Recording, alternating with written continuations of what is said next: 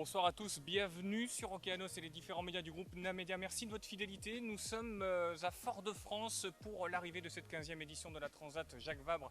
La route du café Focus était donnée hier avec le bateau Layton qui a terminé 3e, 7e place pour Arkema 4, Quentin Vlaminck et Lalou Rouquayrol.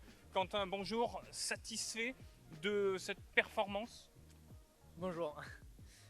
Non, la performance, sur le papier et mathématiquement non. Par contre, dans la tête et dans l'ensemble du projet, oui, parce qu'on a beaucoup appris sur le bateau. Encore une fois, on a eu la chance de naviguer 17 jours dessus, c'est pas anodin et forcément on découvre des trucs tous les jours.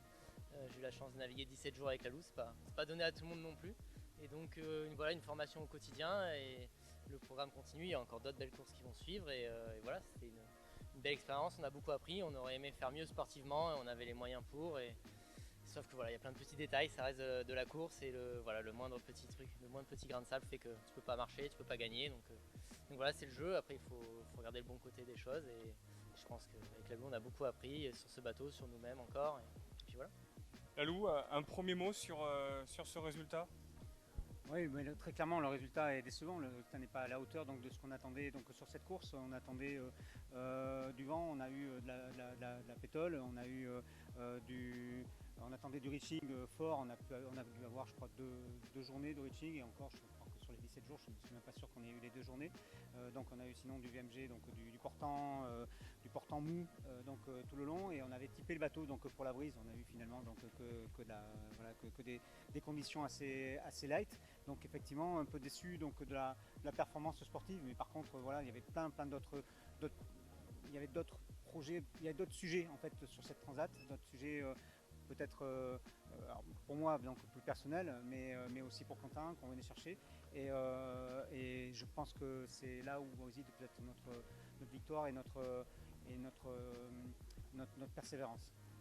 On vous avait suivi lors de la préparation de votre bateau. Résumé de cette dernière, Vincent Raymond, Richard Mabrouk-Saïd et Vincent Larguin. Salut, ça va bien? Salut. Là, t'es promené. Ah ouais.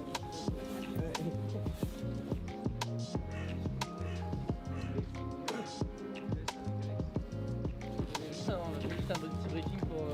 Ouais, ça marche. Ça marche. C'est ça que tu peux mettre le ciel. Ah, c'est bien. On a refait 5 mois je crois de R&D donc derrière quand même pour caractériser les matériaux, leur structure, etc.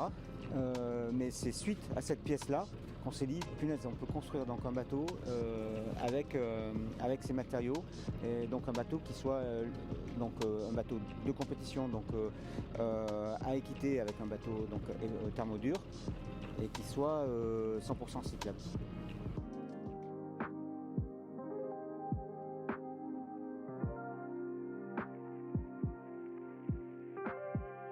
Donc on est sur Arkema 4. Effectivement, là c'est l'endroit où on manœuvre l'ensemble du bateau. Donc tout revient là, il n'y a plus rien sur le pont. On a beaucoup travaillé sur ce bateau, donc sur Arkema 4, on a beaucoup travaillé sur l'aéro, sur le plan aérodynamique. Donc il y a des zones, tu vois, no step comme sur les avions, donc sur lesquelles on marche pas, donc qui sont vraiment des profils, des profils d'aile complets. Et donc toutes les manœuvres passent à l'intérieur donc d'un espèce de carénage qui est rapporté sur la coque en elle-même, et tout ressort donc ici. Et donc c'est vrai que ça nous permet d'avoir l'ensemble des manœuvres pour régler le bateau en vitesse, pour le régler en direction, mais aussi tu vois, donc on a l'électronique à bord, donc qui nous permet de faire les routes et autres routages. Voilà, tout se fait vraiment d'ici, quoi. On dort ici, on mange ici. Je te passe les détails, mais ça se fait aussi. En fait, on descend très très peu dans la coque centrale.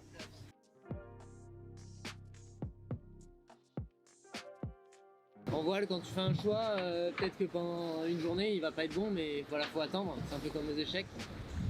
Sauf que là, la transat elle fait 15 jours, donc il va falloir réussir à être patient par moment et on va voir comment ça se passe. Après sur l'eau, donc on va se croiser principalement, donc toutes les 2 heures on change de quart. Et voilà, pendant les changements de quart, c'est là où il faut redonner les consignes de ce qui se passe sur l'eau et comment faire et tout. puis voilà, après Lalou à bord il aime bien cuisiner, faire chauffer de l'eau et faire des bons lyophiles. Mais du coup voilà, hâte de voir comment ça se passe, ça va arriver très vite. Si j'avais un conseil à donner à un jeune aujourd'hui pour appréhender la course au large, c'est de toute façon de se faire une mini. Parce que c'est vraiment, quand on parle du bac de la course au large, c'est vraiment ça. C'est-à-dire qu'en fait, moi je l'ai faite donc en 85, en même temps que Philippe Parier. Et cette mini transat, ça permet de gérer un projet, de gérer un budget, de gérer un bateau, donc que ce soit en construction, que ce soit en préparation. Donc derrière, partir seul sur l'Atlantique, sans communication, c'est pas anodin. Donc savoir aussi ce qu'on a dans le ventre et si on a envie donc réellement d'en faire son métier ou si c'était qu'un rêve quelque part, quoi. Une préparation en parfaite adéquation. Quentin, Lalou, vous nous disiez que vous étiez un peu déçu du résultat. Qu'est-ce qui a pêché selon vous? C'est plein de petits détails. On est très bien parti du Havre en tête. Ça montre l'envie qu'on avait avec Lalou, l'envie commune de performer. On est parti en tête, on est parti devant, et puis après 5-6 heures après le départ. Après la pointe du Cotentin, on a fait un petit décalage avec la flotte. On pensait se protéger plus du courant et au final on s'est retrouvé avec un vent moins bien et un peu plus de courant. Donc là il y a eu un petit décalage et puis après dans le golfe de Gascogne, on a manqué un peu de réussite avec le vent. C'est passé à droite, à gauche, mais jamais là où on était. Cette malchance nous a un peu poursuivi un peu tout le temps. Voilà, on n'a pas non plus pris tout le temps les bons choix, mais on a quand même eu pas beaucoup de chance.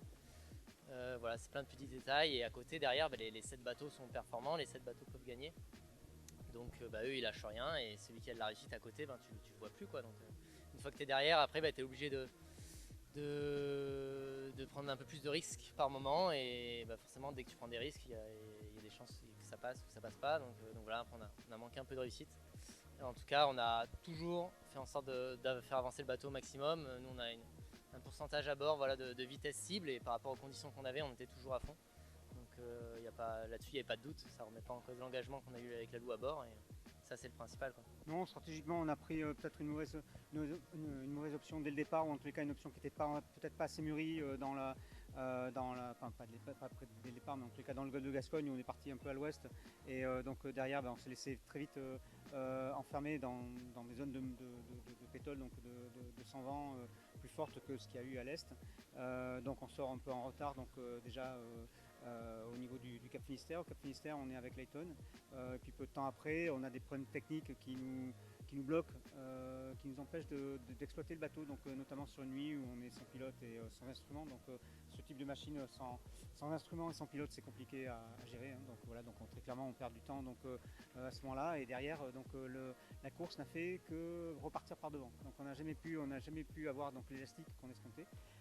Très souvent ça peut rentrer ça revient, donc ça boucle devant et puis du coup ça permet donc à ceux qui sont derrière donc de rattraper et de revenir donc au niveau donc de la course. Là ça a été le contraire, c'est-à-dire qu'en fait à chaque fois c'est parti par devant et donc on a accumulé du retard au fur et à mesure et on n'a jamais pu réussir à le combler, quoi. Regardons le résumé de ces 16 jours, 13 heures de course. Vincent Larguin, Axel Toulic.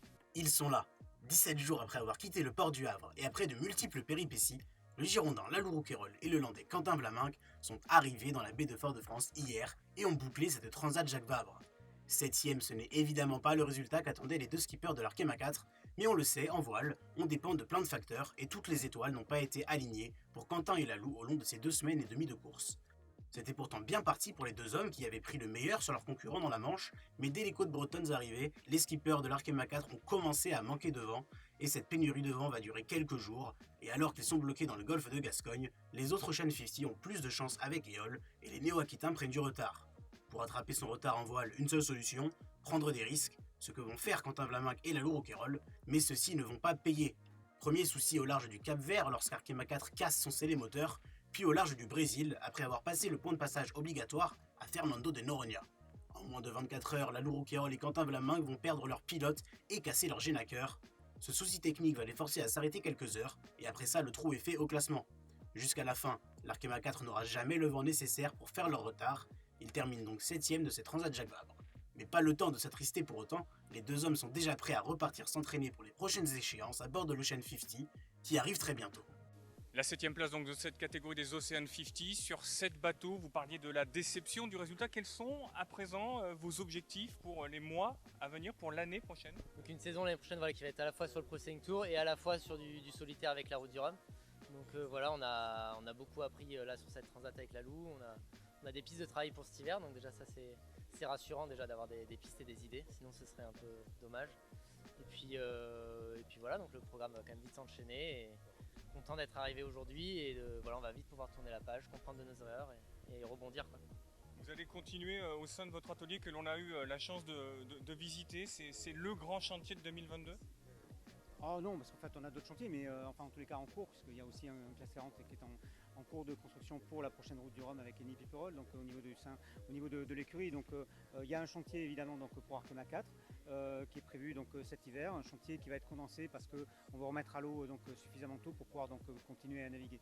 Et je reviens sur le fait que effectivement donc, il y avait sur cette transat un aspect sportif qui est décevant donc, pour nous, mais par contre il y avait plein d'autres aspects qui est notamment donc, l'aspect de transmission qui était quelque chose qui me tenait extrêmement à cœur puisque ça fait 10 ans qu'on travaille ensemble avec Quentin, que cette année donc 2021 était consacrée à la transmission, donc au fait que Quentin donc, devienne le skipper en titre donc d'Arkema et d'Arkema 4 et je crois que en tous les cas donc pour cet aspect-là, ça a été pour nous donc une vraie réussite et pour moi une vraie réussite parce qu'aujourd'hui je peux à la fois être fier donc, de Quentin, donc, du travail qui a été effectué donc, pour qu'il puisse prendre la barre donc, sereinement donc, d'une machine pareille, parce que ça reste quand même des machines très engagées et assez compliquées donc, à gérer, mais aussi donc, pour aller donc, représenter donc, un sponsor comme Arkema, qui est quand même une marque donc, internationale, une marque d'importance.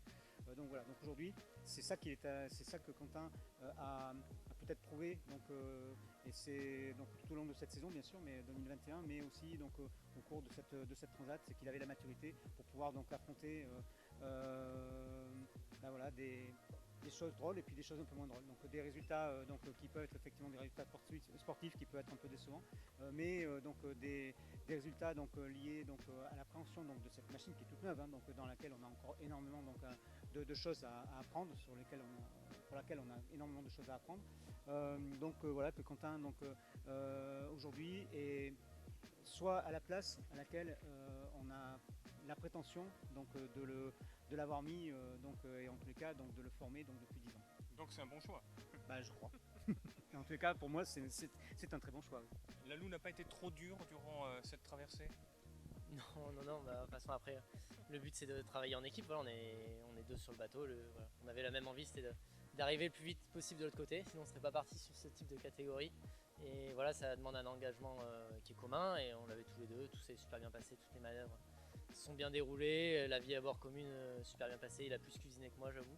Mais c'est bien, voilà, il a su me guider quand il fallait, quand je dérapais un petit peu sur le sommeil ou sur la nourriture, c'était voilà, aussi toute son expérience là mais voilà, qui avait besoin de me transmettre aussi au large. Et donc voilà, moi c'était ma première grande course en double. Donc c'est voilà, 17 jours ensemble, c'est vrai que c'est long, mais avec la Lou, au final c'est passé assez vite. C'était pas la Lou le problème, c'était plus le bateau, le confort. Donc voilà. Ni la Lou, ni la cuisine. Non, ça a été. Plus le confort, l'humidité. Il vous a fait une petite spécialité ou vous n'aviez pas prévu de choses de la sorte? Non, les menus, c'est moi qui les avais choisis, mais après c'est vrai qu'entre le moment de se dire j'ai faim et le moment de se dire je vais me faire à manger, il y a un cap et des fois il faut se forcer à se faire chauffer de l'eau. J'avais quand même préparé un petit rôti donc, séché de ma spécialité et c'est vrai qu'on l'a fini hier je crois, ouais, c'est ça, donc il nous a tenu toute la transat, donc c'était assez sympa. Merci beaucoup à tous les deux, on se retrouve cette nuit pour l'arrivée des IMOCA. Merci de votre fidélité, à tout à l'heure.